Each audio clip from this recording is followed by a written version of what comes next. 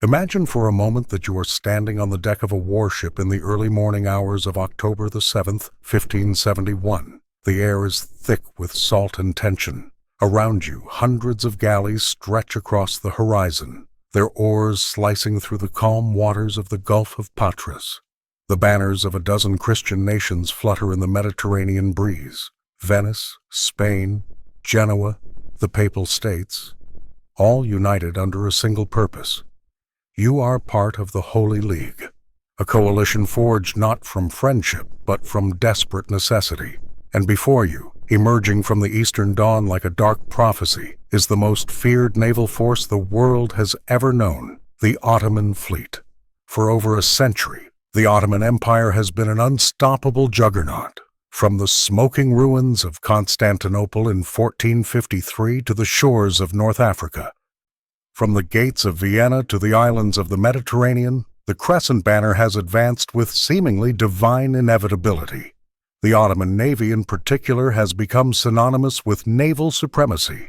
Their galleys are swift, their crews experienced, their warriors, the legendary janissaries, are bred for combat from childhood. They have crushed Venetian fleets, raided Christian coastlines with impunity, and turned the Mediterranean into what some bitterly call an Ottoman lake. But today is different. Today you carry with you something the Ottomans do not expect, a weapon so revolutionary that it will fundamentally alter the nature of naval warfare, a weapon that will transform this battle from what should have been another Ottoman victory into one of history's most decisive reversals of fortune. The future of Western civilization hangs in the balance, and the outcome of this single day will echo through the centuries. To understand the magnitude of what is about to unfold, we must first step back and examine how the world arrived at this moment. The story of Lepanto is not merely a tale of ships and cannons, though those will play their part. It is a story of civilizations in collision, of innovation versus tradition, of unity forged in the crucible of existential threat. It is a story that begins decades before the battle itself, in the glittering palaces of Istanbul and the anxious courts of Christian Europe. The Ottoman Empire of the 16th century was a marvel of military organization and administrative efficiency, where European kingdoms squabbled over borders and religious doctrine. The Ottomans had created a multi-ethnic empire, held together by a sophisticated bureaucracy and an army that represented the cutting edge of military technology. Their Janissary Corps, composed of children taken from Christian families and raised as Muslim warriors, were disciplined, loyal, and terrifyingly effective. Their artillery had battered down the walls of Constantinople, once thought impregnable. Their cavalry had broken army after army on the plains of Hungary and Anatolia. But it was at sea where Ottoman power seemed most absolute. The Ottoman Navy was not merely a collection of ships, it was a highly organized military machine. Their galleys, though similar in basic design to those used by Christian powers, were crewed by men who had spent their entire lives at sea. The rowing benches were filled with a combination of Turkish sailors, enslaved Christians, and volunteers seeking glory and plunder. On deck, the janissaries and other elite troops waited, ready to board enemy vessels in the brutal, hand-to-hand combat that decided most naval battles of the era. The galley, as a warship design, had dominated Mediterranean warfare since ancient times. Long, narrow, and powered primarily by oars, these vessels were essentially floating platforms for infantry combat. Naval battles were won not by sinking enemy ships from a distance, but by ramming, grappling, and boarding. The side with better-trained soldiers, more numerous crews, and superior morale would invariably triumph. And in all these categories the Ottomans seemed to hold an insurmountable advantage. By the 1560s, the Ottoman Navy had established such dominance that Christian merchants and naval commanders alike operated under a constant cloud of fear. Ottoman corsairs, operating from bases in North Africa and the eastern Mediterranean, raided coastal towns across Spain, Italy, and even as far as Iceland. Thousands of Christians were taken into slavery each year. The island fortresses that Venice had maintained for centuries fell one by one. Malta, the stronghold of the Knights Hospitaller, survived an Ottoman siege in 1565 only through desperate fighting and last-minute reinforcements. Cyprus, a Venetian possession, fell to Ottoman forces in 1570 after a brutal campaign that included the siege of Famagusta, where the Venetian commander Marcantonio Bragadin was flayed alive after surrendering under terms of safe passage. These outrages finally galvanized Christian Europe into action. Pope Pius V, a Dominican friar turned pontiff, worked tirelessly to forge an alliance among the fractious Catholic powers. His success in creating the Holy League was itself a minor miracle. Venice, Spain, Genoa, the Papal States, the Knights of Malta, and several smaller Italian duchies agreed to pool their naval resources. Ancient rivalries and commercial jealousies were, for the moment, set aside. The threat was simply too great to ignore any longer. The formation of the Holy League represented more than just a military alliance. It symbolized a fundamental shift in how Christian Europe perceived the Ottoman threat. For decades, individual nations had attempted to deal with Ottoman expansion through a combination of diplomacy, isolated military actions, and resigned acceptance. The fall of Constantinople in 1453 had shocked Christendom, but it had not produced a unified response. The subsequent Ottoman conquests in the Balkans, Hungary, and the Mediterranean islands had been met with scattered resistance. European powers were often more concerned with fighting each other than with confronting the common enemy at their gates. But by 1570, the calculus had changed. The Ottoman Empire's relentless expansion was no longer something that affected only the eastern frontiers. It was now a direct threat to the heartlands of Catholic Europe. The brutal conquest of Cyprus, with its attendant atrocities, sent shockwaves through Venice. The Venetian Republic, despite its pragmatic approach to diplomacy and its history of sometimes cooperating with the Ottomans for commercial advantage, could no longer maintain its cautious stance. When the Venetians appealed to Rome and Madrid for assistance, they found willing listeners. Pope Pius V approached the task of alliance building with the zeal of a crusader. He understood that mere political calculations would not be enough to overcome centuries of mutual suspicion among European powers. He framed the conflict in explicitly religious terms, presenting it as a new crusade to defend Christendom against the infidel. This religious framing, while perhaps overly simplistic from a purely political standpoint, proved effective in mobilizing support. Philip II of Spain, the most powerful Catholic monarch in Europe, committed substantial naval resources to the cause. The various Italian states, despite their complicated relationships with one another, recognized their shared vulnerability and joined the coalition. The command of this combined fleet required a leader who could navigate not only naval warfare, but also the treacherous waters of alliance politics. The individual chosen for this role was Don Juan of Austria, and his selection was itself a stroke of strategic brilliance. Don Juan was the illegitimate son of Emperor Charles V, and thus half-brother to King Philip II of Spain. At just 24 years old, he brought youth, charisma, and proven military ability to the command. He had already distinguished himself in campaigns against the Moriscos, Muslim rebels in southern Spain, demonstrating both tactical skill and the ability to inspire loyalty among his troops. Don Juan possessed qualities that made him uniquely suited to lead a multinational coalition. His royal blood gave him the prestige necessary to command respect from proud Venetian nobles and independent-minded Genoese captains. His youth and energy infused the enterprise with a sense of aggressive purpose. Unlike some of the older, more cautious commanders in the fleet, Don Juan was willing to take risks. He understood that defensive warfare alone would not defeat the Ottomans. To win, the Holy League would need to meet the Ottoman fleet in open battle and defeat it decisively. But Don Juan also understood something else, something that would prove crucial to the outcome at Lepanto: the importance of technological innovation. Naval warfare in the Mediterranean had remained relatively unchanged for centuries. The basic tactics were well understood by both sides. Victory went to the fleet that could bring more men to the point of contact, maintain better formation, and fight more effectively in hand-to-hand combat once boarding began. The Ottomans had mastered these traditional methods to perfection. To defeat them, Don Juan realized, would require something new. This brings us to the secret weapon that would change everything: the Venetian galleass. To understand why the galleass was revolutionary, we must first understand the limitations of the standard galley design. Galleys were fast and maneuverable, but they were also vulnerable.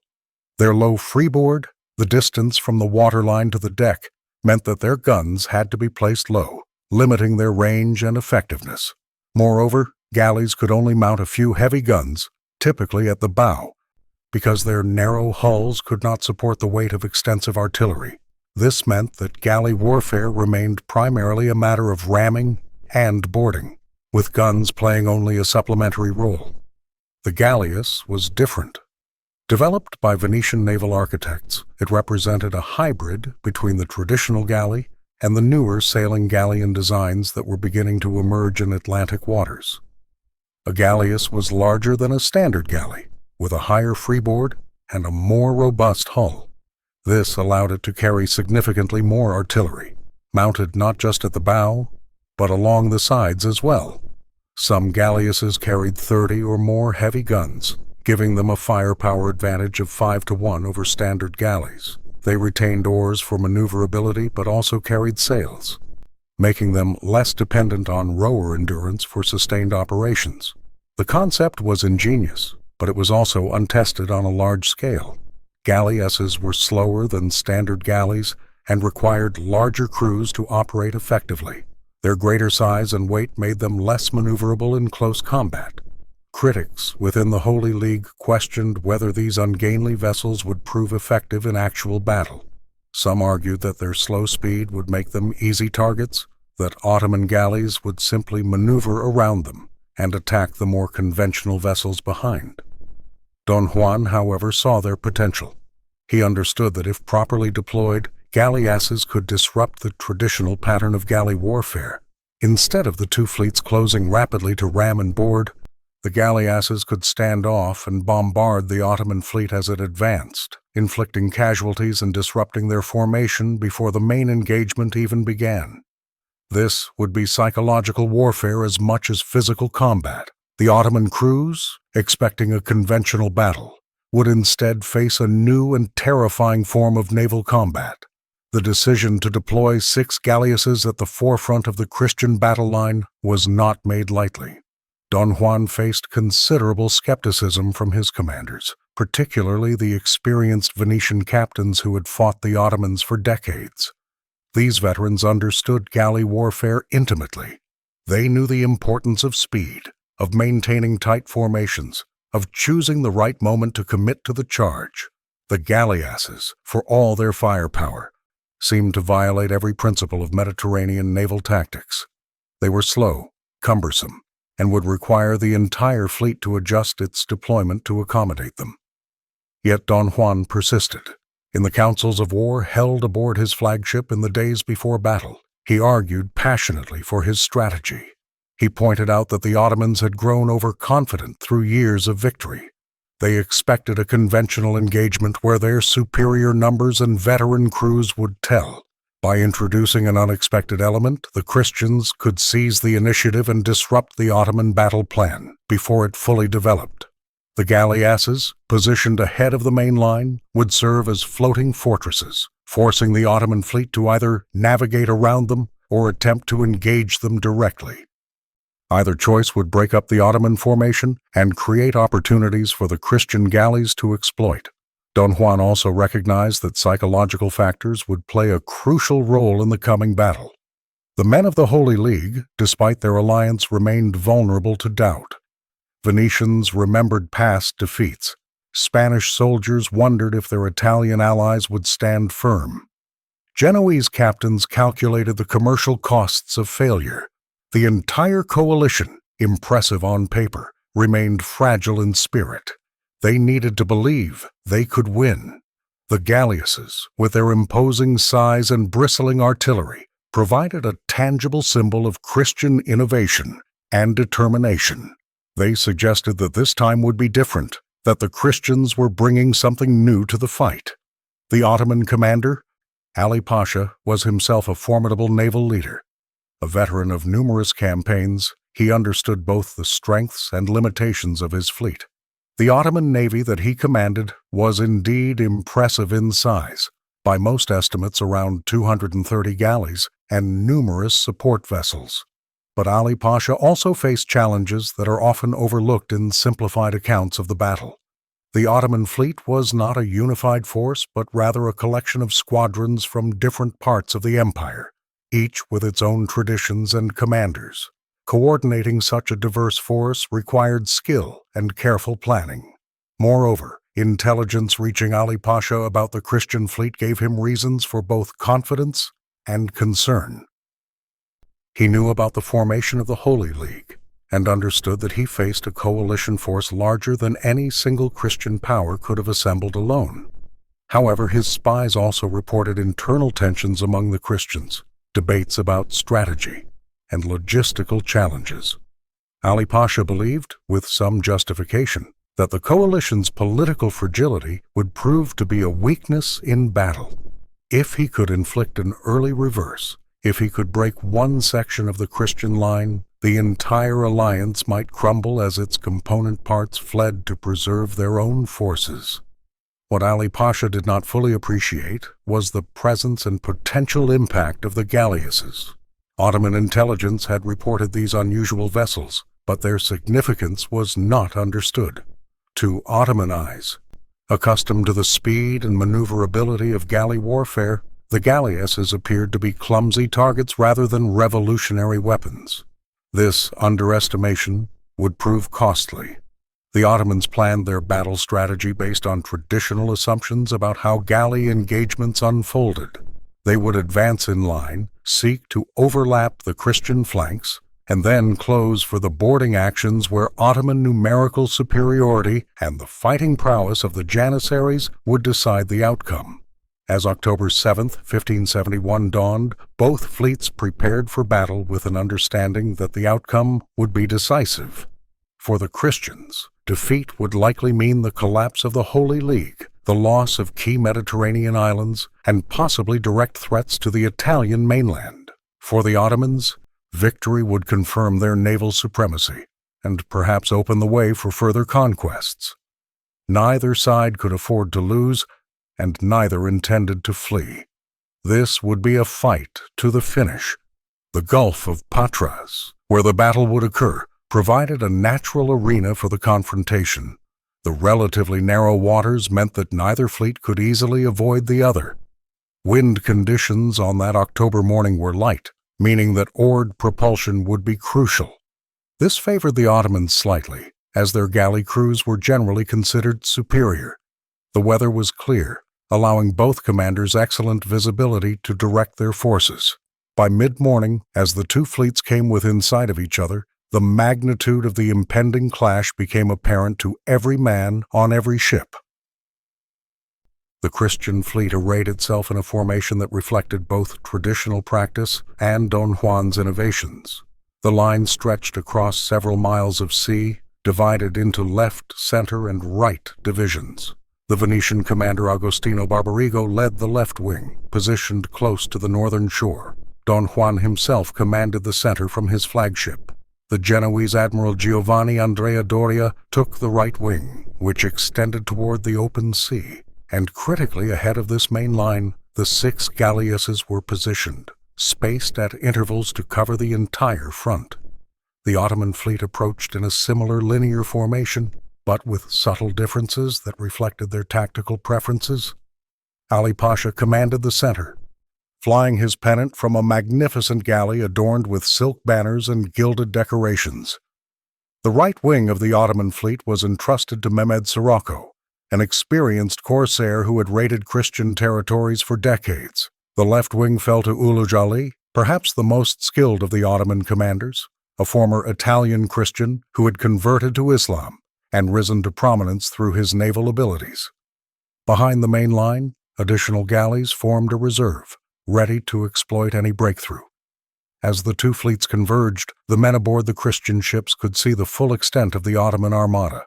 The sight must have been intimidating. Ottoman galleys stretched across the horizon, their oars rising and falling in unison, creating a rhythmic splash that could be heard across the water.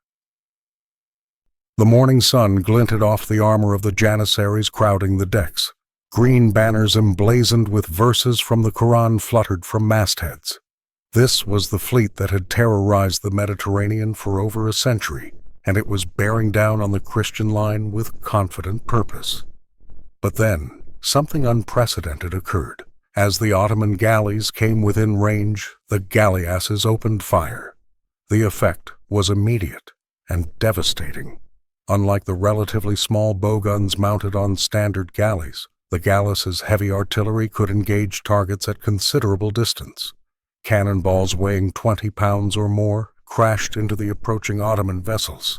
Wood splintered, oars shattered, men screamed.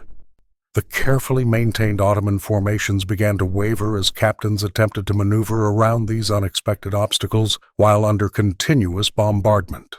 The psychological impact was as significant as the physical damage. Ottoman rowers and soldiers had expected to close quickly with the Christian fleet to rely on their speed and numbers to bring about the decisive melee engagement. Instead, they found themselves approaching slowly under fire, unable to respond effectively. The galleasses, with their higher freeboards, were difficult targets for the low-mounted guns of the Ottoman galleys. Meanwhile, the Christian artillery crews, benefiting from stable firing platforms and clear fields of fire, could reload and fire at will into the mass of approaching enemy vessels.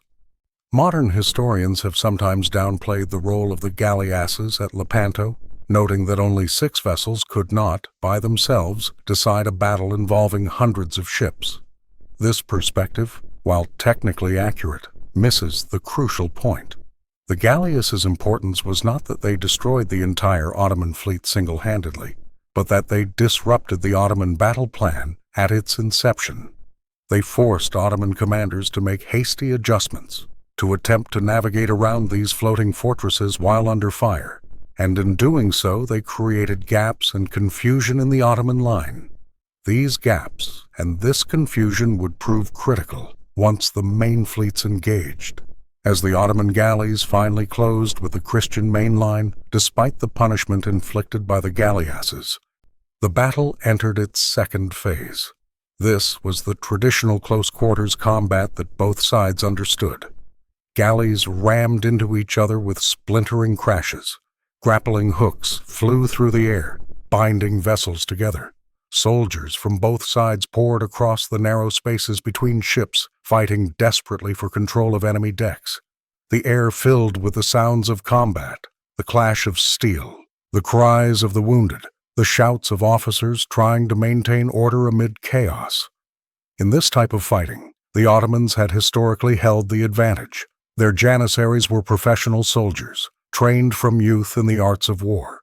They fought with discipline and courage, knowing that their reputation and the empire's honor rested on their performance. Against malicious soldiers or hastily assembled mercenary forces, the janissaries were nearly unstoppable. But at Lepanto they faced Spanish tercios, professional infantrymen, who were themselves among the finest soldiers in Europe. They faced Venetian marines who were fighting for their homes and families. They faced Knights of Malta who had survived the Great Siege of 1565 and who brought both skill and fanatical determination to the battle. Don Juan had positioned himself in the center of the Christian line, deliberately seeking out Ali Pasha's flagship. This was more than tactical necessity. It was a calculated psychological move. In the honor-bound culture of 16th-century warfare, the conduct of commanders mattered enormously. Don Juan understood that his men needed to see him in the thick of the fighting, sharing their dangers. When his flagship closed with Ali Pasha's galley, the result was one of the most intense single-ship actions of the entire battle. Soldiers from both sides crowded onto the 2 interlocked vessels, fighting with swords, pikes, and arquebuses at point-blank range. The decks became slippery with blood. The fighting was so fierce that both flagships began to list as the weight of men shifted from side to side. It was during this central melee that Don Juan's personal courage became legendary. He fought in the front ranks, easily identifiable by his ornate armor and the determination with which he pressed forward. His presence inspired the Spanish and Italian soldiers around him. They fought with renewed ferocity, gradually pushing back the Ottoman defenders. Meanwhile, throughout the Christian fleet, soldiers who had been promised indulgences by Pope Pius V fought with the conviction that they were engaged in holy warfare, that death in battle would guarantee their salvation. The fighting on the wings of the battle developed differently than in the center. On the Christian left, Agostino Barbarigo's galleys engaged Mehmed Sirocco's squadron in the narrow waters near the shore. The confined space made maneuver difficult, forcing the battle into a straight slugging match. Barbarigo himself was wounded early in the action when an arrow struck him in the eye, a devastating injury that would later prove fatal. Despite this loss, the Venetian galleys under his command maintained their cohesion and fought with desperate determination. The northern wing of the battle became a brutal contest of attrition, with galleys locked together in groups of 3 or 4, their crews fighting desperately to overwhelm their opponents. Venetian sailors and soldiers, many of whom had personal grievances against the Ottomans after the fall of Cyprus, fought with particular intensity. They remembered the torture and execution of Venetian commanders, the enslavement of civilians, and the humiliation of defeat. Here was an opportunity for vengeance, and they seized it with both hands. The southern wing, under Giovanni Andrea Doria, presented different challenges. Ulugh Ali, the Ottoman commander facing him, was too skilled to be drawn into a straightforward slugging match. Recognizing that the Christian line was bending under the pressure of combat, Ulugh Ali attempted a flanking maneuver, seeking to sail around the end of Doria's division and attack the Christian rear. This was exactly the kind of tactical finesse that had given the Ottomans victory in previous battles. If Ulugh Ali could get behind the Christian line, he could attack the Christian galleys from their vulnerable sterns, where they mounted little defensive artillery. Doria, recognizing the danger, extended his line southward to prevent being outflanked. This created a dangerous gap between his division and the center under Don Juan. Ottoman galleys poured into this gap, creating a moment of crisis for the Holy League. For a time, it appeared that the Christian formation might break apart, with Doria's wings separated from the main body and vulnerable to destruction. Historians have long debated whether Doria's decision to extend his line was a necessary tactical response or an error that nearly cost the Christians the battle. The answer likely lies somewhere in between. Doria faced a difficult choice with no perfect solution, and he made a decision that, while risky, at least prevented a complete flanking movement. The crisis on the southern wing was resolved by the intervention of reserve galleys from the Christian fleet. Don Juan, demonstrating the situational awareness of a skilled commander, recognized the danger and dispatched reinforcements. These fresh galleys filled the gap and helped contain the Ottoman penetration. Meanwhile, Ulugh Ali, finding himself increasingly outnumbered as more Christian ships arrived, made the pragmatic decision to preserve his squadron rather than commit to a fight he could not win. His galleys disengaged and withdrew, taking with them several captured Christian vessels as evidence of their partial success. Of all the Ottoman commanders, only Ulugh Ali would escape Lepanto with a substantial portion of his force intact. But while the southern wings stabilized, the decisive action remained in the center. The personal duel between Don Juan's and Ali Pasha's flagships had become a focal point for the entire battle. Soldiers from nearby galleys could see the two great vessels locked together, could hear the roar of combat emanating from them. Both crews understood that whoever won this contest would likely claim victory in the entire battle. The fighting was hand-to-hand, brutal, and utterly without quarter. Ottoman soldiers fought with the courage of men defending their empire's honor. Christian soldiers fought with the desperation of men who knew that defeat would mean death or slavery. The turning point came when a group of Spanish arquebusiers managed to clear a section of the Ottoman flagship's deck with concentrated musket fire. This created an opening for Spanish infantry to board in strength. Among them were soldiers who had fought in the Netherlands, in Italy, and in North Africa. They were veterans of numerous campaigns, hardened men who knew their trade. They pressed forward with disciplined fury, pushing deeper into Ali Pasha's galley. The Ottoman commander himself fought in the defense, wielding a sword and exhorting his men to stand firm. But the momentum had shifted. When Ali Pasha fell, cut down in the melee, the effect on Ottoman morale was catastrophic. His death was not immediately known throughout the fleet, but on his flagship and the vessels immediately around it. The impact was instant. Ottoman soldiers, seeing their commander dead and the enemy swarming over the deck, began to waver. Some surrendered. Others attempted to flee by diving into the sea. Within minutes, the Ottoman flagship was firmly in Christian hands. Spanish soldiers hoisted the banner of the Holy League where Ali Pasha's pennant had flown minutes before. Throughout the center of the Ottoman line, word spread rapidly that Ali Pasha had fallen. In a culture where personal leadership was paramount, where the commander's fate was intertwined with that of his men, this news had a devastating effect. Ottoman galleys that had been fighting fiercely suddenly found their resistance faltering. Crews that had pressed forward with confidence now looked for ways to disengage. The psychological balance of the battle, already tilting toward the Christians thanks to the early disruption caused by the galleasses and the ferocity of the close quarters fighting, now shifted decisively. Don Juan, recognizing the moment, ordered his trumpeters to sound the advance. Fresh Christian galleys, held in reserve until now, pressed forward to exploit the breakthrough. Ottoman galleys found themselves surrounded, attacked from multiple directions. Some attempted to surrender. Others tried to flee but found their escape routes blocked. Still others fought to the end, their crews preferring death to capture.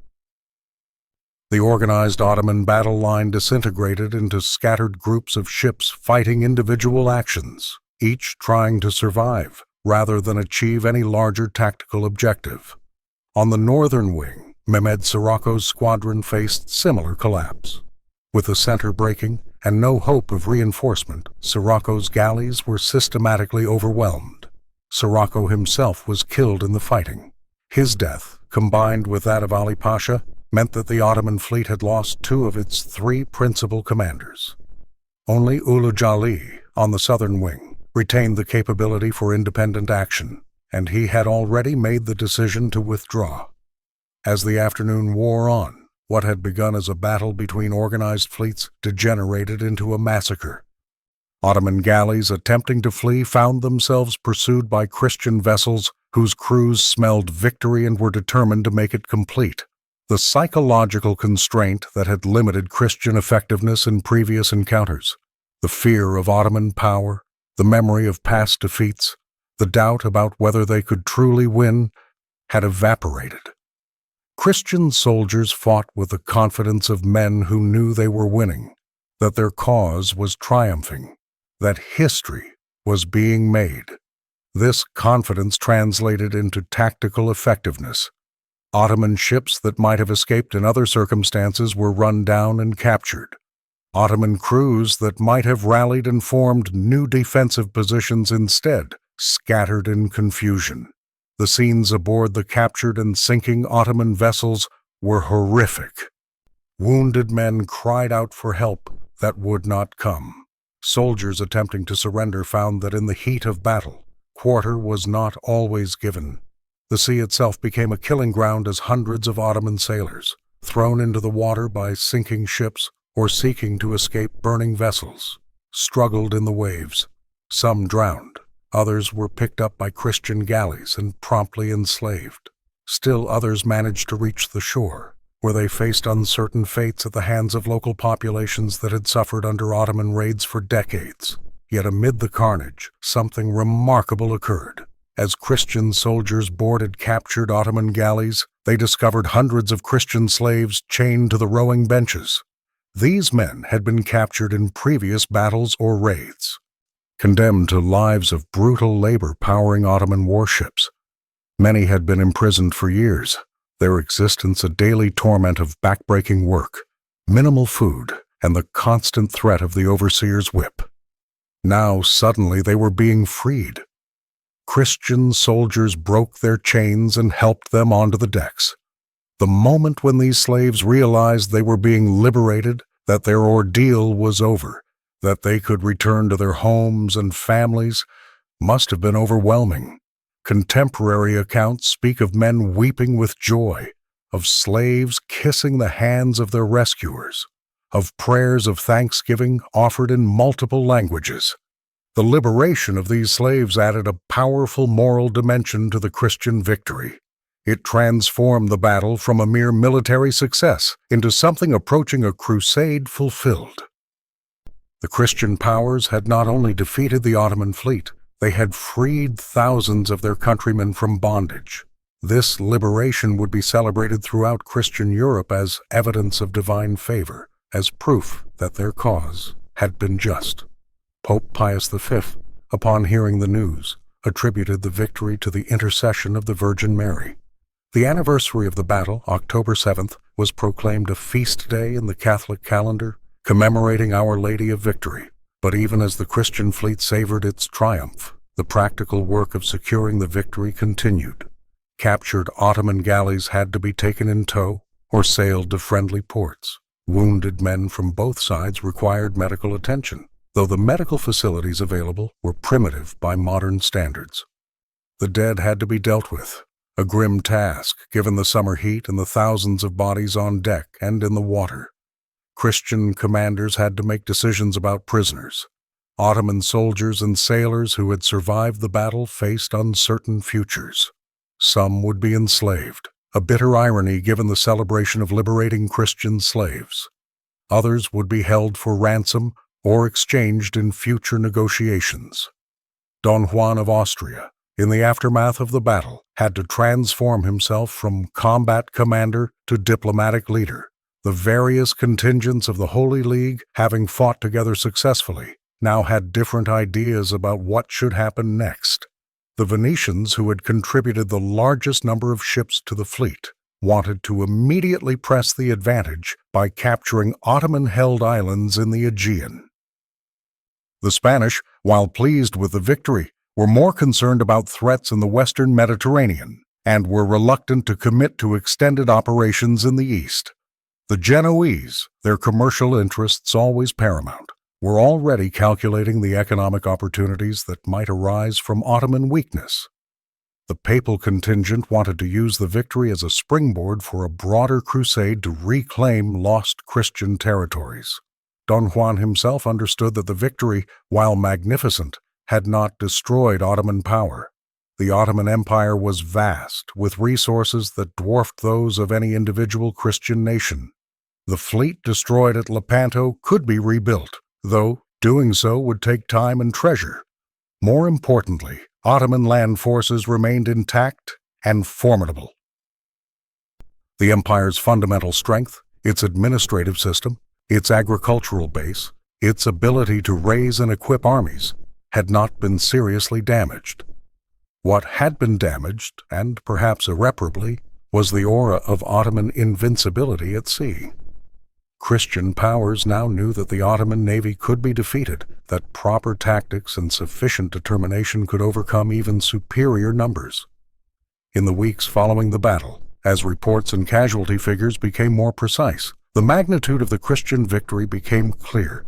Estimates vary, but most sources suggest that the Ottoman fleet lost between 180 and 200 galleys, with 30,000 to 40,000 casualties including dead, wounded, and captured. The Christian fleet suffered significant losses as well, perhaps 8,000 dead and 17 galleys lost, but these were sustainable given the victory. The material balance of naval power in the Mediterranean had shifted dramatically, yet translating this military success into lasting strategic advantage proved difficult. The Holy League, united in the face of immediate danger, began to fracture once the danger receded. Venice, facing economic hardship from the war and eager to restore its profitable trade with Ottoman territories, negotiated a separate peace in 1573. Spain became increasingly focused on its conflict with Protestant powers in northern Europe and the growing challenges in the Netherlands. The Ottomans, though stung by defeat, demonstrated remarkable resilience by rebuilding their fleet within a year. The strategic aftermath of Lepanto reveals one of the persistent paradoxes of military history. Tactical brilliance does not always translate into strategic success. Despite the overwhelming victory, the Holy League failed to capitalize on its advantage in any lasting way. Within months of the battle, the coalition that had seemed so unified began to dissolve back into its constituent parts, each pursuing its own interests. This fragmentation allowed the Ottoman Empire to recover from what should have been a catastrophic defeat. Within a year, Ottoman shipyards had constructed a new fleet roughly equal in size to the one lost at Lepanto. Ottoman officials openly boasted that while the Christians had merely singed the Sultan's beard, the Sultan had cut off Venice's arm, a reference to the loss of Cyprus. Yet such bravado concealed real consequences. The new Ottoman fleet, while numerically impressive, lacked the experienced crews and commanders who had fallen at Lepanto. Training new rowers and sailors takes time. Creating new naval traditions and institutional knowledge takes even longer. The Ottoman Navy would never again achieve the dominance it had enjoyed before 1571. Christian merchants and naval forces operated with increased confidence. The constant raids on European coastlines diminished. The psychological balance had shifted in ways that mere statistics about ships and men could not fully capture. Don Juan of Austria, the hero of Lepanto, found that military glory did not necessarily translate into political power or lasting influence. Despite his victory, he remained subordinate to his half-brother King Philip II, who viewed the charismatic young commander with a mixture of pride and suspicion. Philip had no desire to see Don Juan become too popular or too independent. In the years following Lepanto, Don Juan was sent to govern the Netherlands, where Spanish rule faced a serious rebellion. It was a difficult and ultimately thankless assignment. The military skills that had served him so well in the straightforward naval battle at Lepanto proved less applicable to the complex guerrilla warfare and political intrigue of the Netherlands. Don Juan would die in 1578, at age 31, of typhus, his potential unfulfilled and his fame already beginning to fade. The secret weapon that had helped make victory possible, the galleass, experienced its own mixed fate. In the immediate aftermath of Lepanto, naval planners throughout Europe recognized the galleass's potential. Various powers commissioned new vessels of similar design, hoping to replicate the success of the Venetian models. However, the galleass represented a transitional technology, a bridge between the oar-powered galleys of the Mediterranean tradition and the sail-powered galleons that would dominate naval warfare in the following century. As sailing ship technology improved, as naval architects learned to mount heavy artillery on pure sailing vessels, the galleass's unique advantages became less compelling. By the early 17th century, the future of naval warfare clearly belonged to the sailing ship of the line, large, heavily armed vessels that relied entirely on wind power and mounted dozens of cannons on multiple decks. These ships would transform naval combat from the close-quarters boarding actions of the galley era to long-range artillery duels. The Battle of Lepanto, then, represents not only the climax of galley warfare, but also the beginning of its obsolescence. The galleasses at Lepanto demonstrated that artillery could be decisive in naval combat, but they did so in a way that pointed toward a future in which oars would become irrelevant. The human cost of the battle extended far beyond the casualty lists. Thousands of families across the Ottoman Empire received news that their sons, husbands, and fathers would not be returning. Villages that had provided rowers for the fleet found themselves without a generation of young men. The economic impact on communities dependent on these workers rippled through Ottoman society. Similarly, Christian families celebrated the return of freed slaves, but mourned those who had fallen in battle. The churches of Europe held memorial services for the dead, even as they celebrated the victory.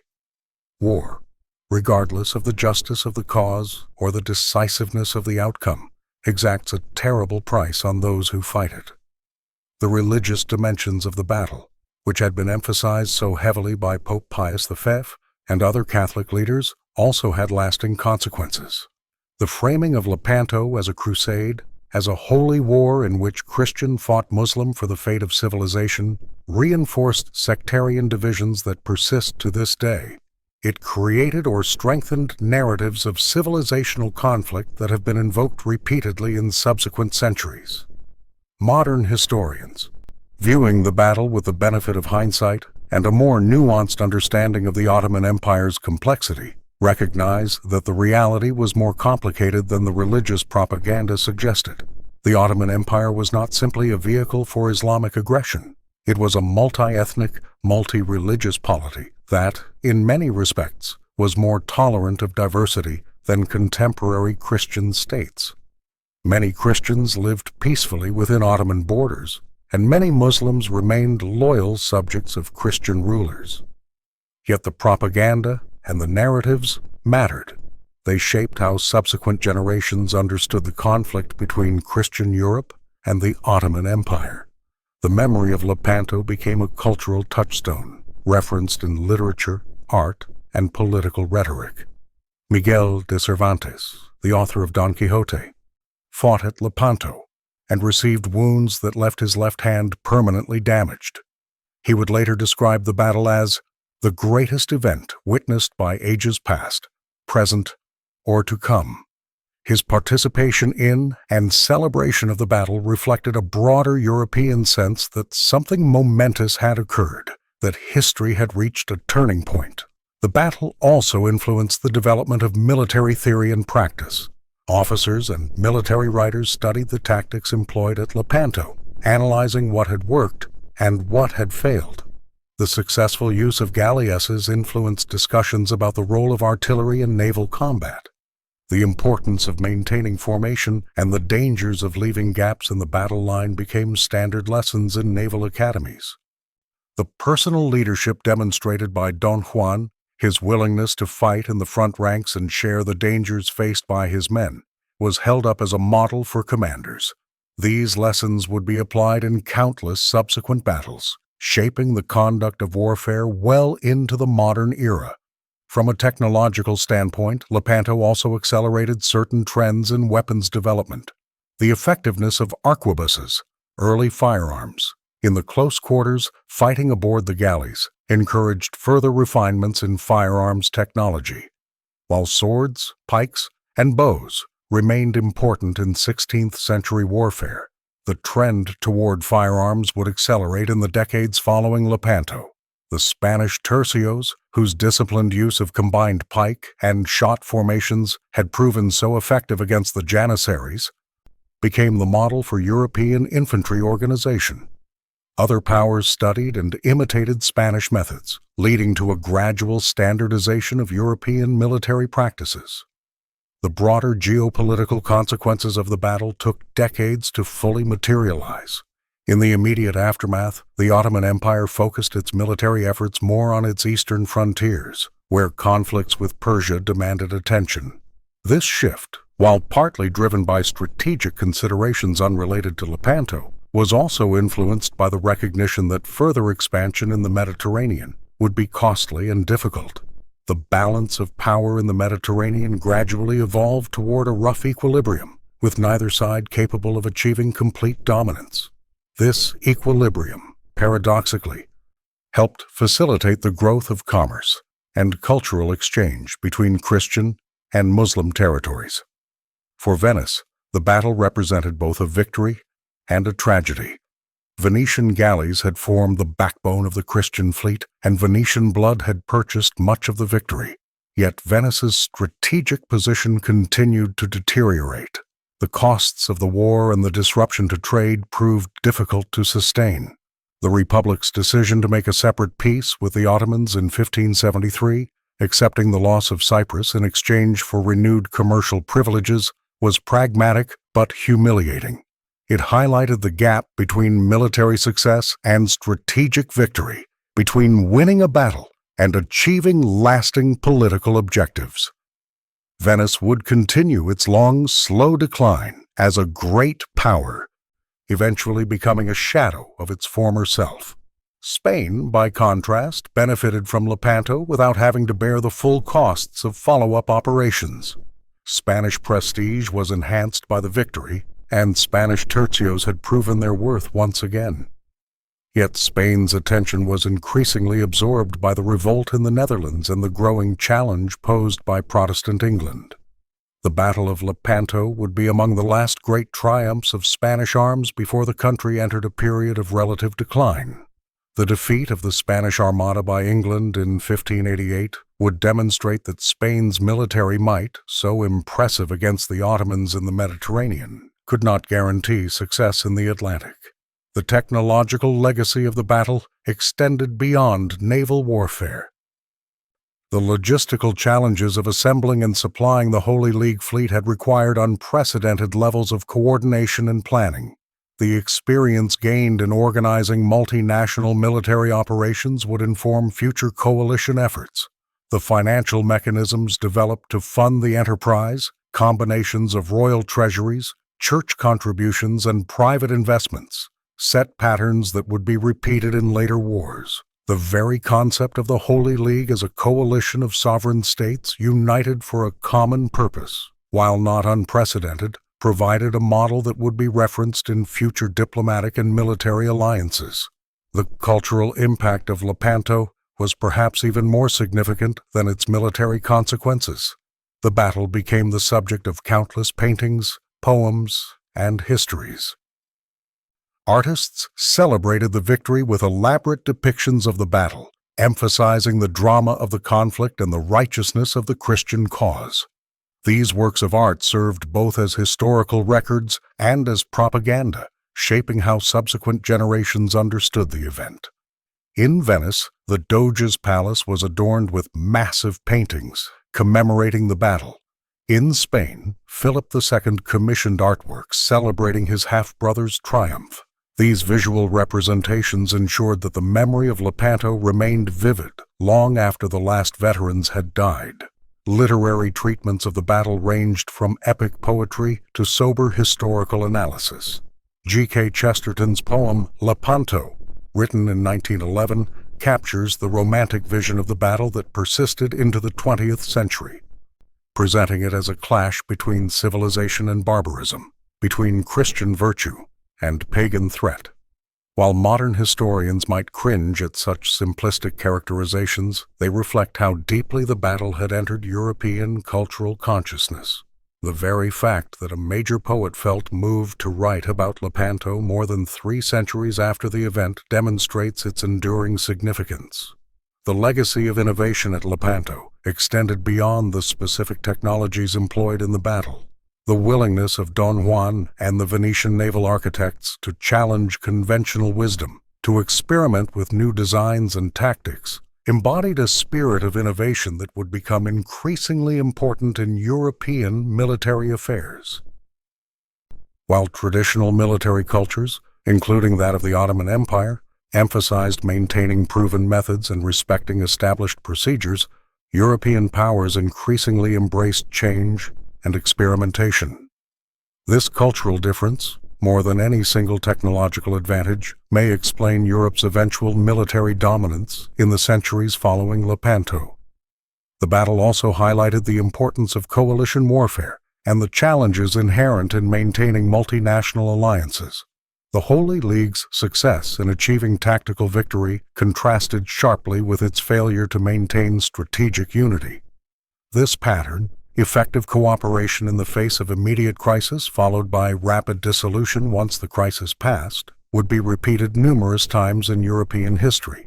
Understanding why coalitions form, how they function in wartime, and why they so often fail to maintain cohesion in peacetime became important subjects of diplomatic study and practice.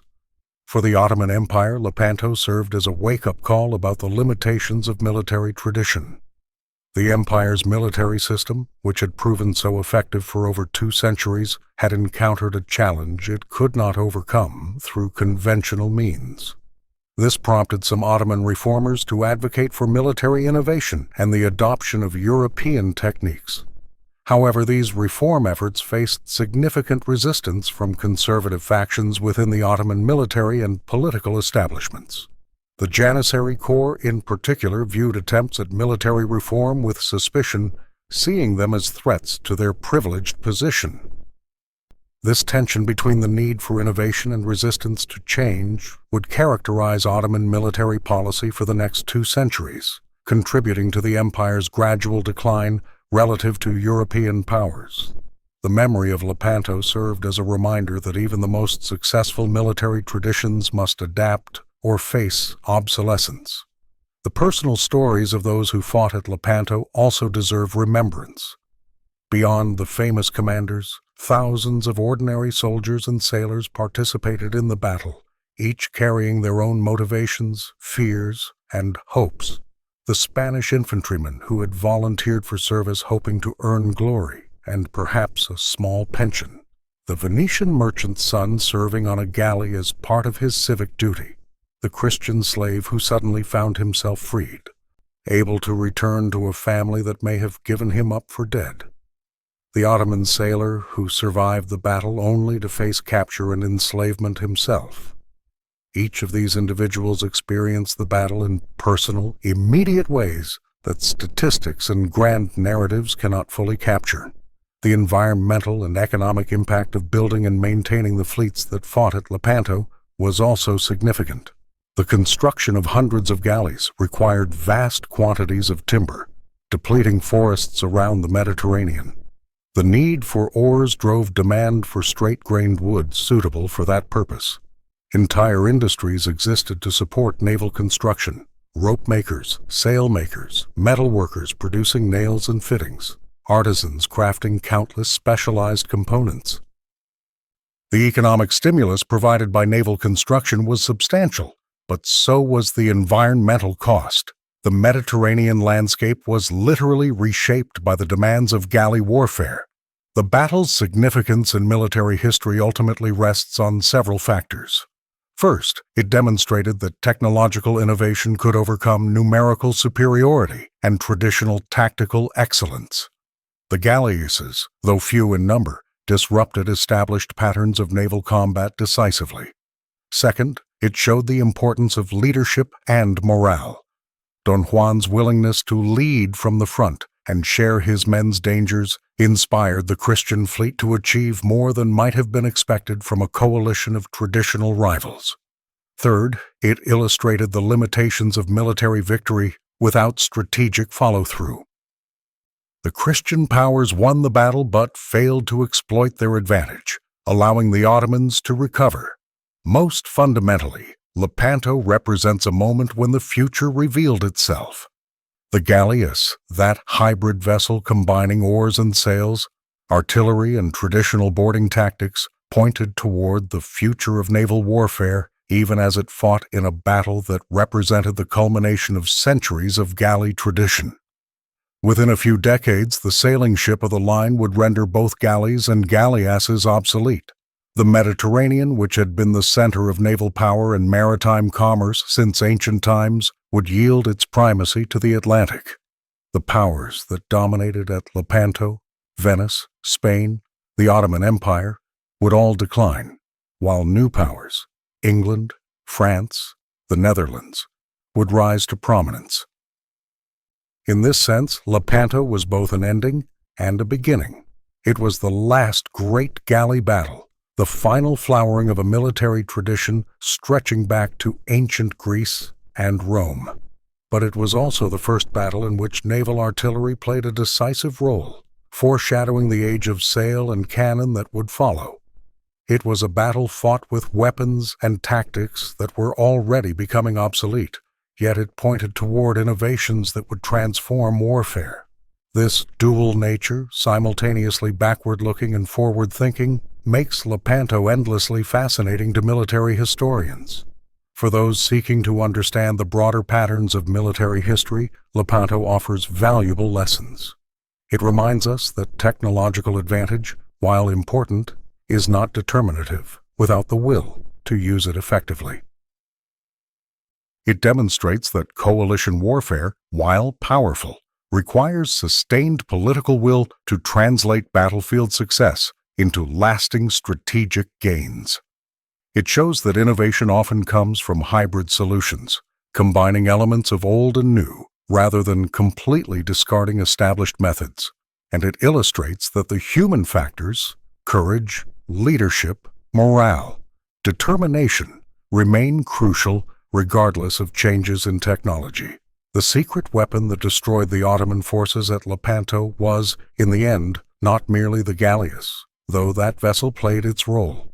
The true secret weapon was the willingness to innovate, to challenge conventional wisdom, to take risks in pursuit of victory. It was Don Juan's boldness in deploying the galleasses despite skepticism from experienced commanders. It was the courage of Spanish, Venetian, and Genoese sailors who fought with determination despite facing a foe that had defeated them repeatedly in the past. It was the unity, however temporary, of Christian powers that put aside their differences to confront a common threat. These intangible factors, combined with the tangible advantage provided by superior artillery, created the conditions for a decisive victory. The Battle of Lepanto stands as a testament to the complex interplay of technology, tactics, leadership, and determination in military affairs. It reminds us that no empire is invincible, that innovation can overcome tradition, and that the course of history can be changed by the events of a single day. The ships that fought at Lepanto are long gone, rotted away, or broken up centuries ago. The men who crewed them have been dead for over 400 years. Yet the lessons of that October day in 1571 remain relevant, offering insights into the nature of warfare, the importance of innovation, and the enduring significance of human courage in the face of overwhelming odds. The secret weapon that changed history at Lepanto was not merely a technological innovation. It was the human capacity for creativity, courage, and the willingness to challenge fate itself.